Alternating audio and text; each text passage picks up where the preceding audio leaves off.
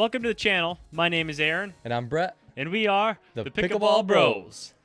And today's episode is our first in a series called Battle the Bros, where Brett and I play local talent in mostly West Michigan, and we'll kind of expand that as time goes on. But we're glad you're here with us. Our first match is Brian Brooks and Shane Stokes, some excellent players. Yeah. We'll tell you more about them when we get into the video, but sit back. This is supposed to be educational for you, the viewing audience. So we'll try to break down some of our shots.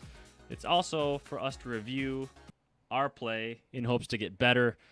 At this video, we're probably around the 4.5, 6, 7, 8, somewhere around there, in that 4, 5, 5, 0 range. Not any higher than that for sure. As you'll see. But let's get the video running. All right, let's do it.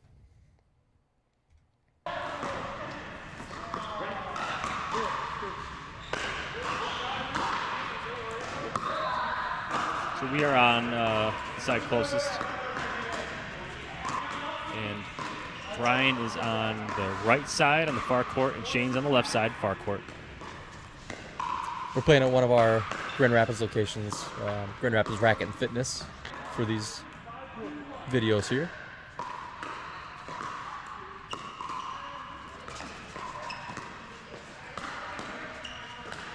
It's a very attack-heavy style that we play. And those are some sick hands. Sick. Ball sat up hands. just a little bit. Brett, you saw he kind of did his knee in. That's the goalie stance. I mean, it's like his. I don't see you do it much anymore. I try not to. But you were really on top of it, like at this stage of your pickleball, life, and it worked out. So attack up the middle, attack high, which was stupid to Brian. He put it down pretty hard, and Brett did a great reset on that. That's a good double hand backhand. Yeah, you just kind of see the speed up happen and get ready for it and attack it.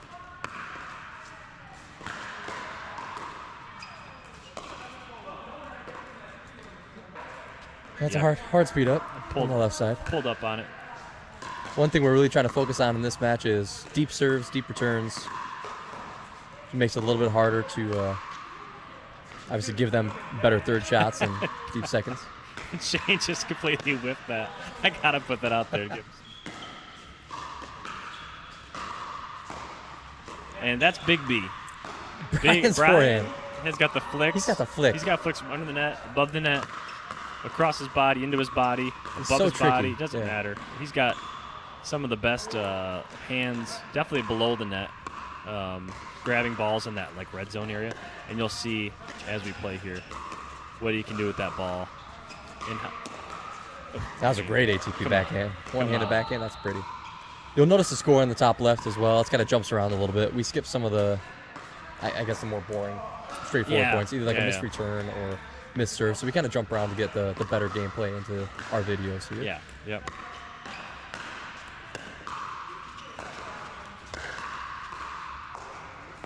I've learned to not do that as often. Good reset. Getting to the point if you're behind.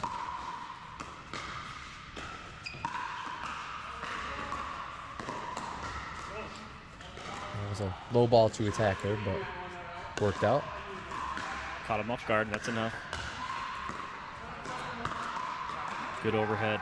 Down the line, I wasn't there. Yeah, it was a great shot. Popped up a backhand. And then that's miscommunication. That's my I formation play. I called it before they served, and Brett just stacked behind me like he's supposed to. And, it didn't work out in our favor this time.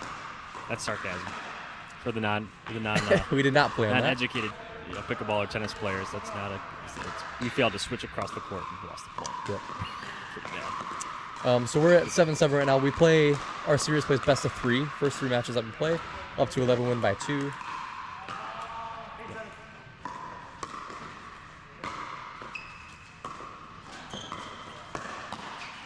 Left it up a bit high, attacked it to the middle. They did a good job resetting. And nice finish there. Up 9-7. Got the lead on serve. Great drop. Getting to the net, trying not to do too much. And Brian, then he pushes me out wide, and I didn't recover fast enough, and Brian found that opening down the middle and flicked it right there with a perfect speed up. and he just, I like to study him. He just got great hands at the level we're at. It's just something that we are still trying to learn. He hits slower or faster balls. It depends on where the ball's at and what he thinks he wants to do with it, but sometimes he'll throw a slow ball across kind of your shoulders, left to right, and you really can't get your paddle around to make an attack on it, so you hits you in a weird spot. You end up like kind of protecting your face, and then he can hit, the next ball is a winner off that too, so it's...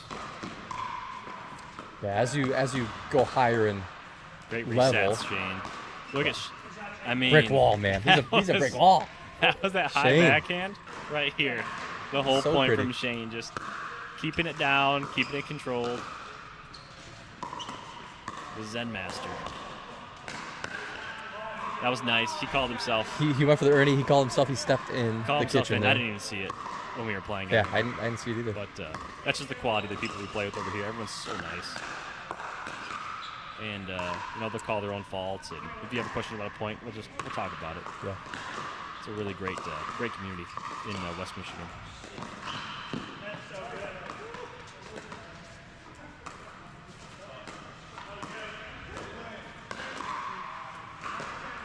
Just high enough to be able to attack it there. To end game 1, 11-9. And you've gotten Shane a couple of times with that cross-court speed up to his Right into backhand into his body. Yeah, right into the body. And sometimes it pops up, and other times it just sails long and wide. So. Yeah. Look at the fine adjustments, the court movements. I like watching Shane on that last one. If you rewind it, you can watch just the subtle movements left and right, just shifting to stay in front of me, but also cut off the alleyways for any speed ups.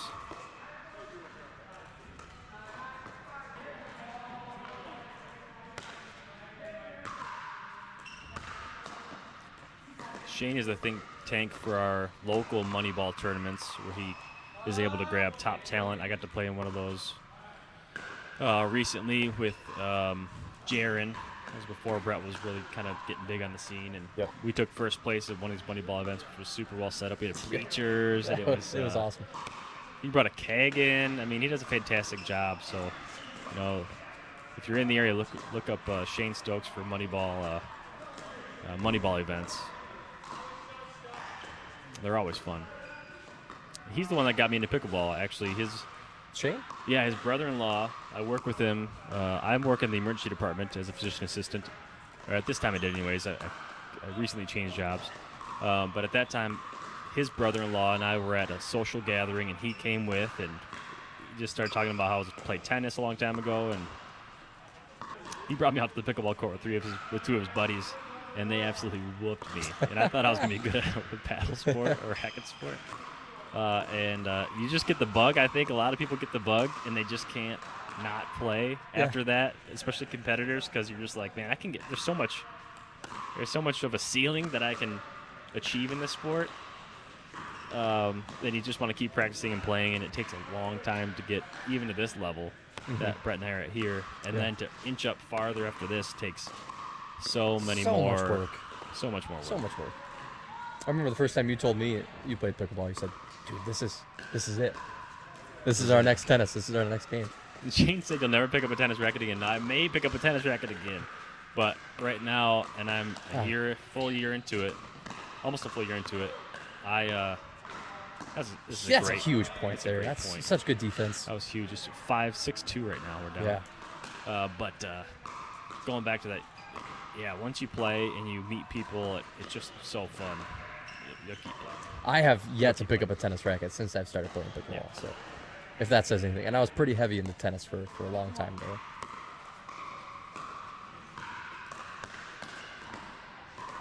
Good reset. Oh, just missed it, but Yeah, great hands. just wide. Quick hands.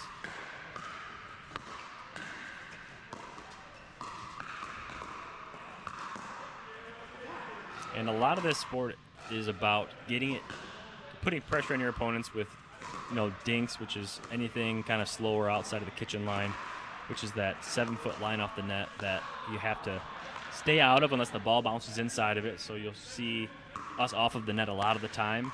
You can jump to the side, called an Ernie, or you can hit it around the post, called an ATP. Those are cool terms in pickleball. Yep. But otherwise, you have to respect that kitchen line. And the goal is, and Shane is just so good at These two resetting just have those such balls. good resets. They have such soft hands. I'm hitting that really hard. And the point I was trying to make earlier is you got to get it low to them, put it in their knees or lower, somewhere they can't attack. And if they attack, they're attacking up. So that ball's rising to you where you can then get on top of it again and hit it down. Yep. And then, end up putting the ball away after that. So it's finding that angle to get the ball down or getting your opponent off balance. There's a lot of cool strategies in this sport that until you start playing a lot, you don't really learn that rhythm. Yeah.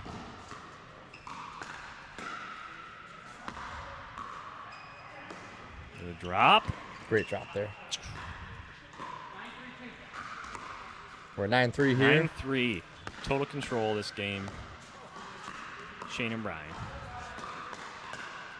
Fantastic block from Brian, and then he lets the other one go. Yeah, and you'll notice a lot in this game here is that they just play very soundly, very structurally at the kitchen line there. They just caused us to create a lot of unforced errors because we were attacking. So moving into game 3 here, they took that last one 11-3. Going into game 3, the tie break here. Another game to 11, best of, up to 11, win by 2. Win by 2, yep. Good start.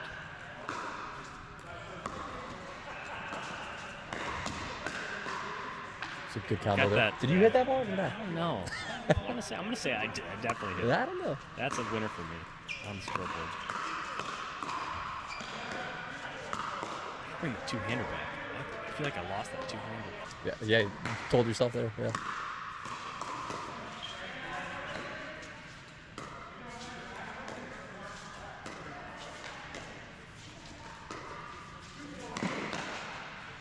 There's an ATP. That was the ATP going outside. Right on the post there. They hit nice and flat to the opponent there. It was almost a good defense too. Very close. I think that was John Frizzle that just gave me a shout out for that ATP there. Thanks, John. Nice. Yeah, that's right. That's right.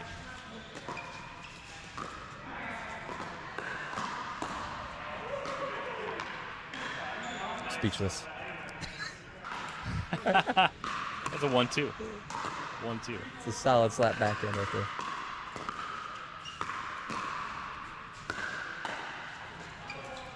Great defense Hands again. coming in slowly. Can't attack that to the middle. And they're back in the point just like that. Yep.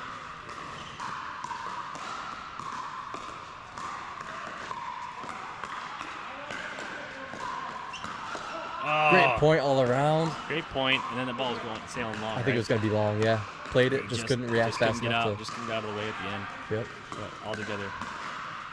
Way to cover that middle. The opposite player who's not playing heads up with the person who's hitting the ball typically comes over to cover the middle, whichever side that is. So Yeah. Fred did a good job on that last point to cover the middle and get that ball to speed it back.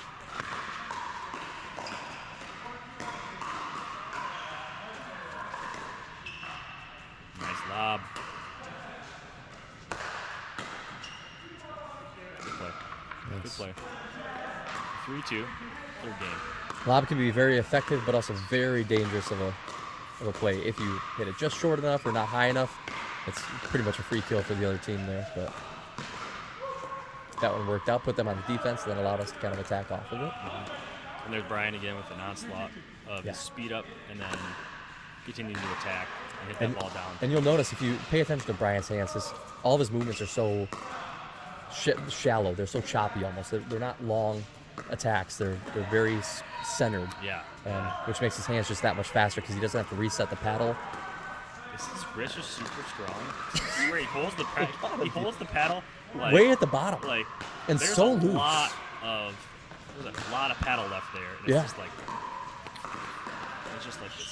Just let the paddle work. Yeah. It's amazing. It's great. And that's why his forehand flick is so good too, because he can just let that paddle drop and just snaps it over. That ball like spun backwards. Over the net, yeah. In the net, so I had to try to spin it up the net. Good shot though.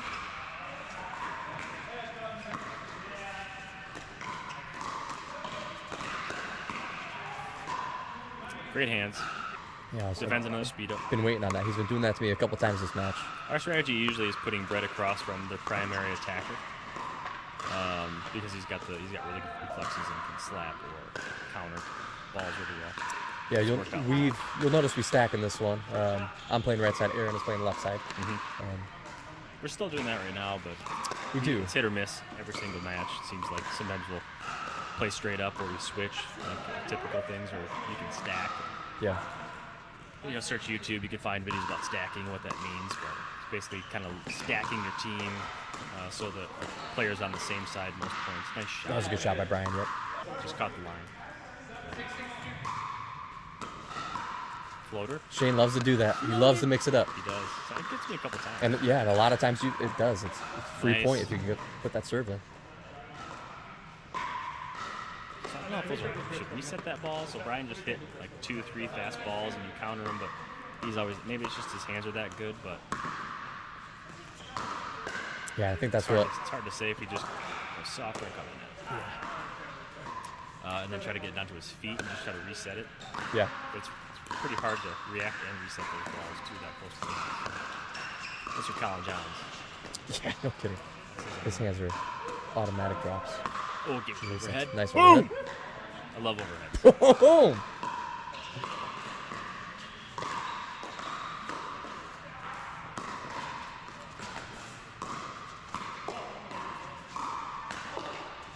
It's getting tense. Oh! Ooh, That's a deep split. the splitter. I felt that in the morning.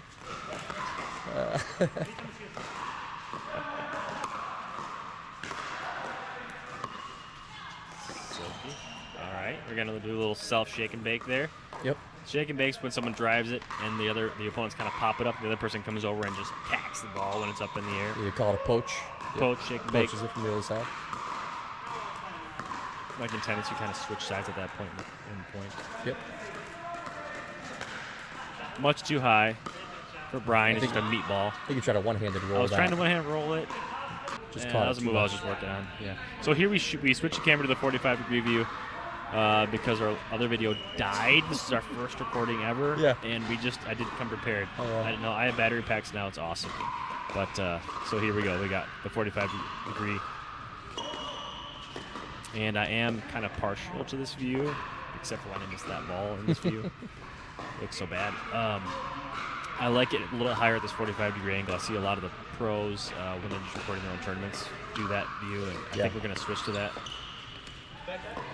This view just shows you a little bit God, more that of the pace. That was nice. Yeah, this shows the pace. A little more action. Yeah. That was a great shot down the line.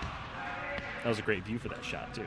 Yeah, they just made up 2 big points So right 10-9, they're on the brink of winning here. We got to hold this point, stay in the match, and bring it. We're attacking. Good. Great reset. And he just went into the net. Was it net, right? Yep. Yeah. Oh, man. So, a little error there. Now we're back on serve, down 1. Got to get a couple points here. I think he hit that Hit one. that long. Got lucky on it. Yeah. Nice drop. Early speed up did not work. Yep. And again, his Gotta ball learn went that. right at Aaron's feet there. It makes it very hard to pick up. We're down to 11s. Did a good third there. Forced the error. 12-11. 12-11, game 3. Game point. This is great. For us. Reset. There it is. Nice. Good put away. Winner, Michaud. Thanks for watching. We hope you enjoyed it. Thanks to Shane and Brian for playing against us. Shane, it's just awesome to highlight you because you brought me into the sport, and now I'm forever grateful. And Brian, we play Brian all the time, and he kicks our butt still. Yeah. But someday we may be equally matched. Someday. We'll keep working on it. Join us again. Probably next week we'll have another video out. We'll highlight Heath and Brian Leclerc, different Brian, Yep. in our next episode of Battle of the Bros. We hope to have some educational footage coming out too pretty soon. Stay tuned and enjoy. Pickle on. Thanks for watching.